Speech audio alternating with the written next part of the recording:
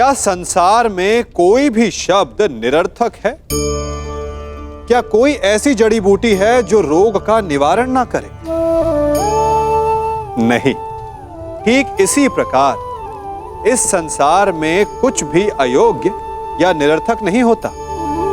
हर एक प्राणी, हर एक वस्तु, हर एक घटना का एक महत्व होता है, एक आवश्यकता होती है, परंतु बड़ा वो निरीक्षक होता है जो उन्हें पहचानता है। जैसे कि एक ज्ञानी शब्दों की शक्ति को पहचानता है, जैसे कि एक वैद्य किसी बूटी में छिपे उसके गुणों को पहचानता है, जैसे कि एक जौहरी कोयले में छिपे हीरो को पहचानता है।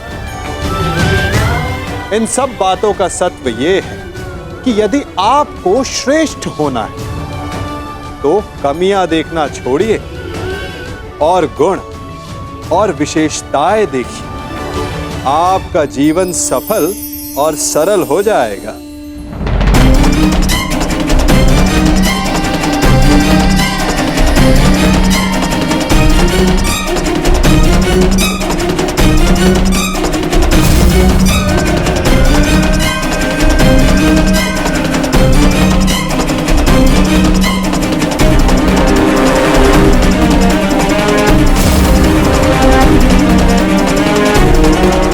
भीम उठिए।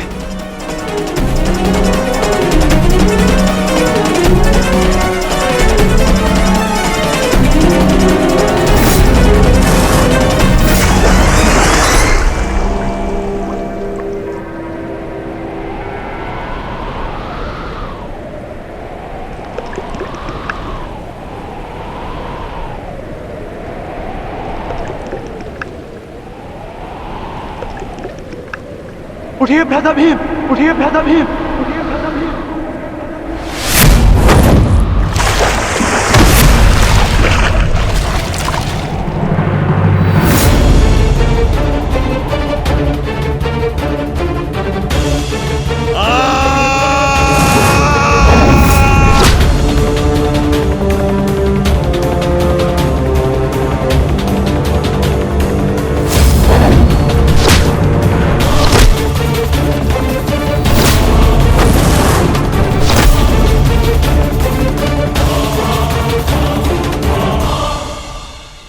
प्रतिज्ञा ली थी ना तुमने कि तुम मेरी जंगा तोड़ेगा। आज मैं प्रतिज्ञा लेता हूं, तुझे मारने के पश्चात, उन पांडवों का वध करने के पश्चात, उस 5 पतियों वाली पांचाली का पूरे कुरु सभा के बीच फिर से वस्त्र हरण करूंगा और अपनी इसी जंगा पर बिठाऊंगा।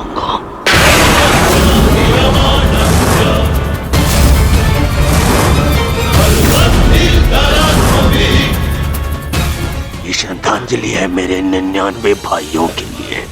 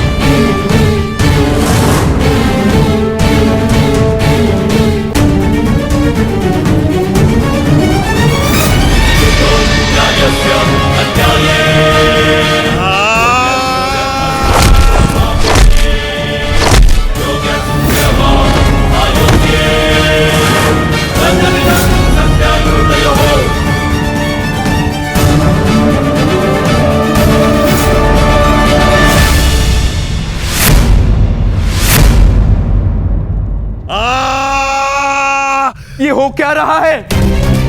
स्वयं महाबली बलराम के होते हुए इस प्रकार नियम का उल्लंघन कैसे हो सकता है?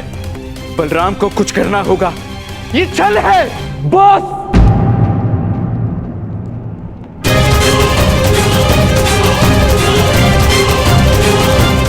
नियम भंग हुआ है।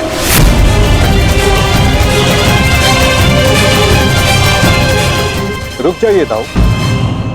आपने कहा था कि जो नियम भंग करके विजय प्राप्त करेगा तो आप उसे दंड देंगे, किंतु अभी जय विजय का निर्णय नहीं हुआ है दाऊ। आप भीम को अभी दंडित नहीं कर सकते।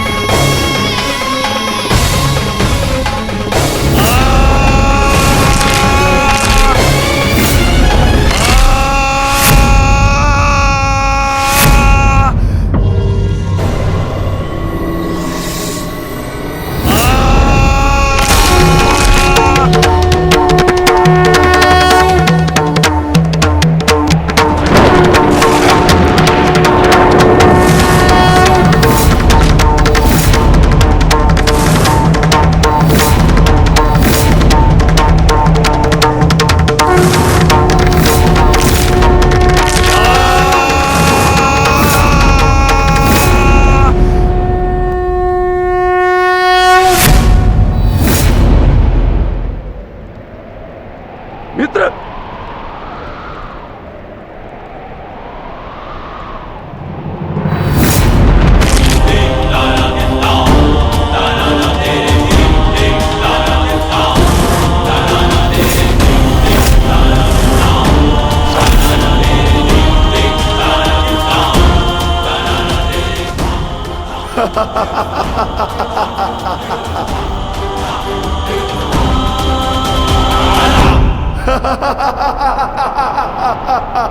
अंत हो गया, अधर्म का अंत हो गया।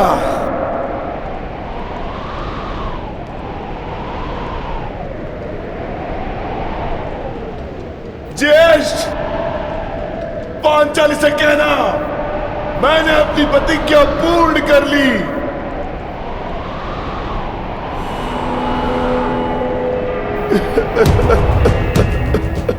मैंने अपनी प्रतिज्ञा पूर्ण कर ली, पूर्ण कर ली, पूर्ण कर ली। ये 100 हाथी के बल वाला भीम 100 भ्राताओं का हत्यारा बन बैठा।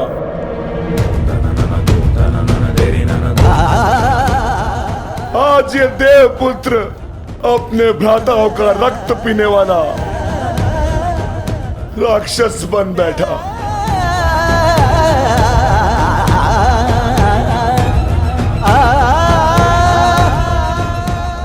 मैंने अपनी प्रतिज्ञा पूर्ण कर ली पांचाली। तुम्हारे अपमान का प्रतिशोध मैंने ले लिया। इस महायुद्ध में, इस महाभारत में मैं विजयी हो गया।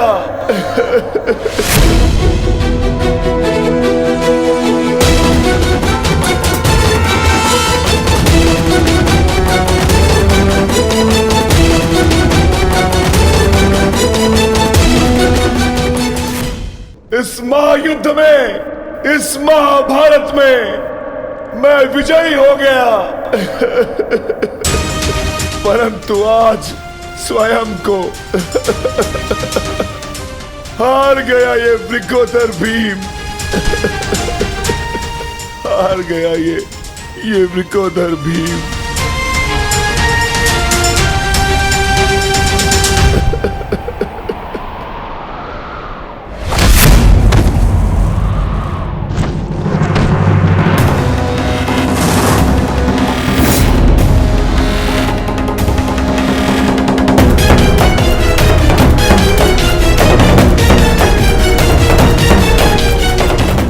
मैंने कहा था ना भीम, यदि किसी ने नियम तोड़कर विजय पाई तो मैं स्वयं उसके प्राण हर लूंगा।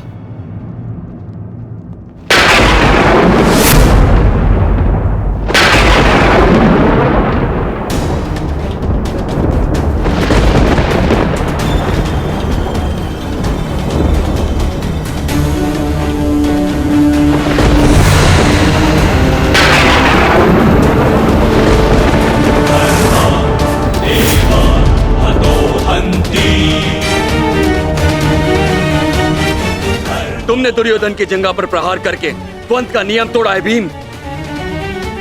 अब मैं तुम्हें जीवित नहीं छोड़ूंगा। धर्म स्थापना के लिए यह आवश्यक था और मेरी प्रतिज्ञा पूर्ण होने के लिए भी माधव ने मुझे मार्ग दिखाया। परंतु यदि माधव के ज्येष्ठ मुझे यम के मार्ग पर भेजना चाहते हैं तो मैं उसके लिए भी सच्चा हूं। श्री बलराम। बलराम, अंत कर दो इस दुष्ट का। ये हत्यारा है। इसने मेरे 100 पुत्रों की निर्दयता से हत्या की है। जिन पांडवों ने मेरे वंश के वृक्ष की जड़ों को काटा है, काट डालो उनके वंश के वृक्षों को। ये क्या अनर्थ हो गया महादेव। आपके दिए गए वरदान के पश्चात भी ये माता अपने पुत्र, अपने दुर्योधन को उस कृष्णा के छल से नहीं बचा पाए। ये कैसा न्याय है आपका। इसने 100 पुत्रों के गर्वित पिता को पुत्रहीन कर दिया। इसने एक अंधे के सभी स्वप्नों को अंधकार में डाल दिया।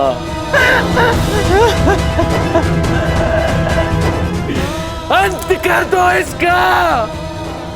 मार डालो इसको अंदर। यदि मुझे कोई तर्पण करने वाला जीवित नहीं तो इनका तर्पण करने वाला भी शेष नहीं होना चाहिए।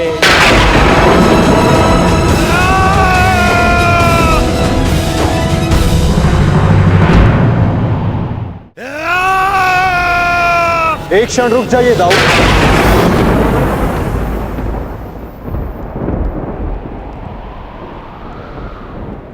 नहीं कान्हा, अब मत रोकना मुझे। अब मैं बंदित नहीं हूं। मैं अधर्म को तो नहीं रोक पाया, परंतु अधर्मी का नाश अवश्य करूंगा।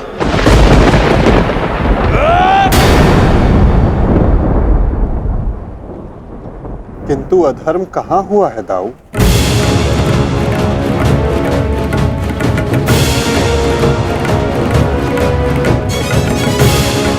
भीम ने नियम भंग करते हुए दुर्योधन की जंघा पर प्रहार किया। क्या यह अधर्म नहीं? तुमने स्वयं अपनी आंखों से देखा है कान्हा, फिर भी तुम मुझसे प्रश्न कर रहे हो? हाँ दाऊ, क्योंकि ये प्रश्न उचित है।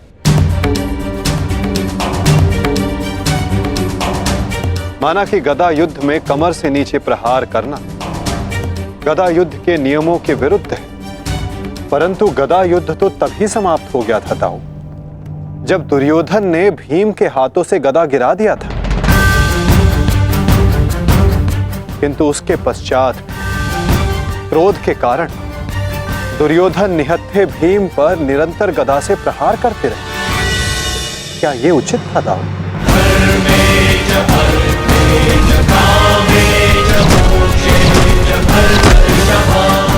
नियम तो दुर्योधन ने तोड़ा था,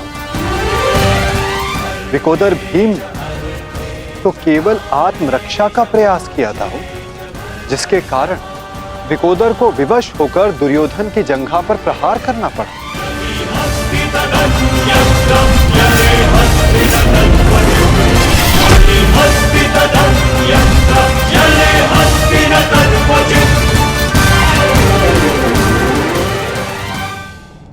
और दाऊ, स्मरण रहे, नियमों को भंग करना तो दुर्योधन ने प्रारंभ किया। दाऊ, जब दो योद्धा आपस में युद्ध करते हैं तो वो एक दूसरे को उकसाते हैं, किंतु किसी की कुल वधू का मान मध्य में लाना और उसका अपमान करना क्षमा योग्य नहीं होता है दाऊ। आप क्या चाहते थे दाऊ? कि दुर्योधन इस युद्ध में विजयी हो जाए और पांचाली को अपनी जंघा पर बैठा?